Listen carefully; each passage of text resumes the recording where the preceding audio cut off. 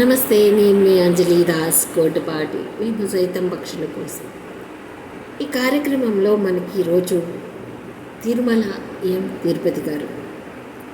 ఆయన ఒక art director, ఆయన ఒక కళాకారుడు కూడా. కానీ నేను ఆర్ట్ డైరెక్షన్ని ఎందుకు తీసుకున్నానంటే ఆయన సక్సెస్ఫుల్ స్టోరీ ఇక్కడ మనకి అందరికీ ఇన్స్పిరేషన్. తిరుమల గారు 1998లో జేఎన్టీయూ కాలేజ్ ఆఫ్ ఫైన్ ఆర్ట్స్లో బిఎఫ్ఏ జాయిన్ అయ్యారు. ఆ టైంలోనే తొలి ప్రేమ అనే సినిమాతో ఆయన కళా ప్రయాణం ఫిలిం ఇండస్ట్రీలో స్టార్ట్ అయింది. మీరు తొలి ప్రేమ సినిమా చూసారా? ఆ సినిమాలో హీరోయిన్ ఫేస్ని ఒక పోర్ట్రైట్గా మార్చి 100 కార్డ్స్ని ఒకే దగ్గర అమరిస్తే ఆమె ఫేస్ వస్తుంది. అది డిజైన్ చేసింది మన తిరుమల గారే. ఓ రైటరు ఓ కథలో తనకు కావాల్సిందంతా ఊహించుకుంటాడు.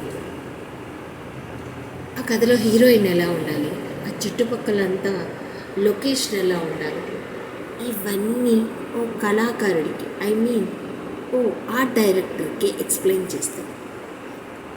ఆయన ఊహల్లో ఉన్నదంతా ఇతను విజువలైజ్ చేసి ఓ స్కెచ్ని రెడీ చేసి ఎక్కడెక్కడ ఏం కావాలి అనే దాని గురించి ఈయన ఒక దృశ్య రూపాన్ని అక్కడ వాళ్ళకి ప్రజెంట్ చేస్తారు. ఈ స్కెచింగ్ చాలా ఈజీగా అనిపిస్తుంది, కానీ వాళ్ళు అనుకున్నది రీచ్ అవ్వడానికి ఆ ప్రయత్నం గొప్పది. ఈరోజు మేము సైతం పక్షుల కోసంలో తిరుమల గారి కళా ప్రయాణాన్ని అలాగే ఆర్ట్ డైరెక్షన్ ప్రయాణాన్ని రెండింటిని మేము చూపిస్తాం.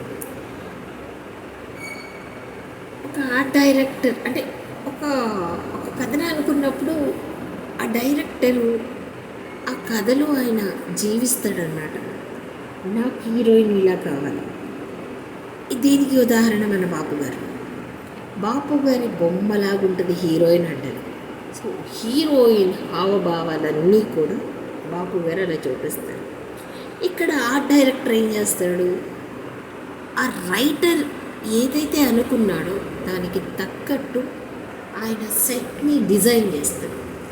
దాన్ని బట్టే అక్కడ అందమైన సెట్ డిజైన్ అవుతుందన్నమాట. సో ఇవన్నీ చూసే ముందు అసలు తిరుమల గారు ముందుగా ఒక కళాకారుడు.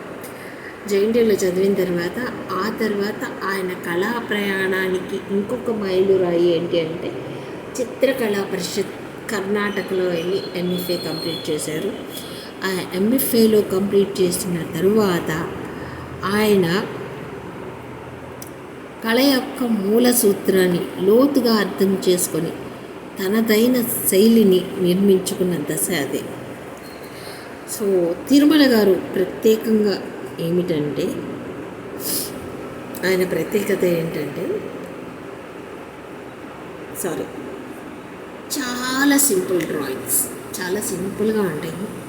కానీ కళ అనేది కేవలం రంగులతో అద్దినటువంటి ఓ చిత్రం కాదు. కళ అనేది ఒక మనసులోంచి వచ్చినటువంటి ఒక భావన, ఒక ఫీలింగ్. చూసే ప్రతి మనిషిని తాకుతుంది ఆ ఫీలింగ్. అది కలరింగా లేకపోతే మామూలుగా ఉందా, ఆ పెయింటింగ్ మనతో మాట్లాడుతుందా, ఆ పెయింటింగ్ మనకి ఏమైనా చెప్తుందా అనే దాని గురించి మాత్రమే ఇక్కడ మనం ఆలోచించాలి. ఇక్కడ మనం చూడొచ్చు.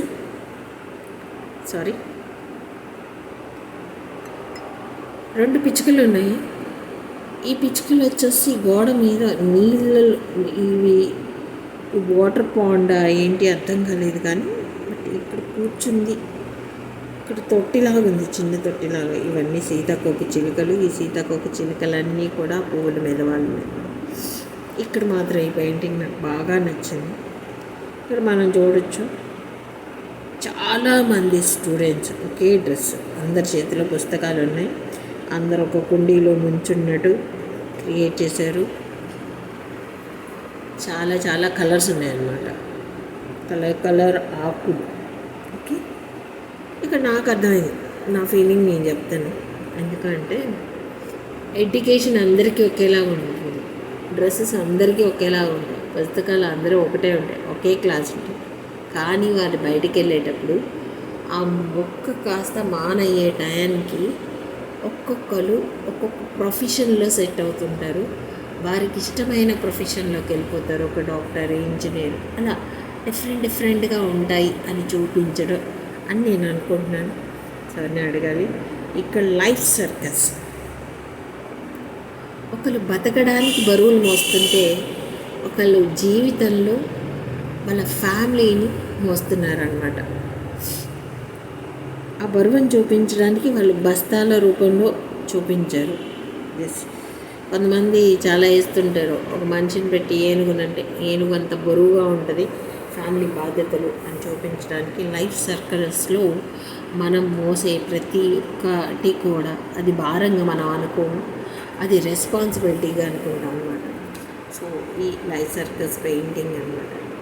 చూడొచ్చు, చాలా సింపుల్గా ఉంది డ్రాయింగ్. ఒక హెడ్డింగ్ మనకి అందు లోపల ఉన్న ఫీలింగ్ మనకి క్రియేట్ చేస్తుంది. ఇక్కడ మనం చూడొచ్చు, ఇది బలగం సినిమాలో సెట్టింగ్ అన్నమాట.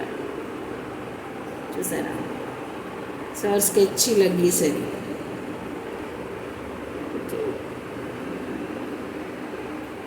ఇది వచ్చేసి ఈ బలగం మూవీలో ఒక సెట్టింగ్. సో ఇది సార్ స్కెచ్. ఆ స్కెచ్ని ఇలా తయారు చేశాను అనమాట, సెట్స్.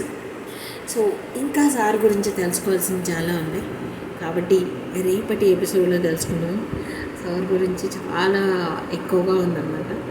కాబట్టి మనం రేపు కలుద్దామా, ఎందుకంటే ఇట్స్ జర్నీ. ఆయన జర్నీ అంత చిన్నది కాదు, చాలా మూవీస్ చేశారు, తొక్కుడు చేశారు, సలార్ చేశారు. వీటన్నిటి గురించి చాలా డీప్గా చెప్పుకుంటే బాగుంటుంది కదా. Anyway, thank you so much. రేపు పొద్దున మిమ్మల్ని కలుస్తాను. అలాగే సార్ వాటర్ అలాగే ఫుడ్ పెట్టి మనకి ఫోటో కూడా పంపించారు. ఆ ఫొటోస్ కూడా, ఆ వీడియోస్ని కూడా మళ్ళీ మీకు చూపిస్తాను. Thank you. This is Anjali Das Kotapati, signing off.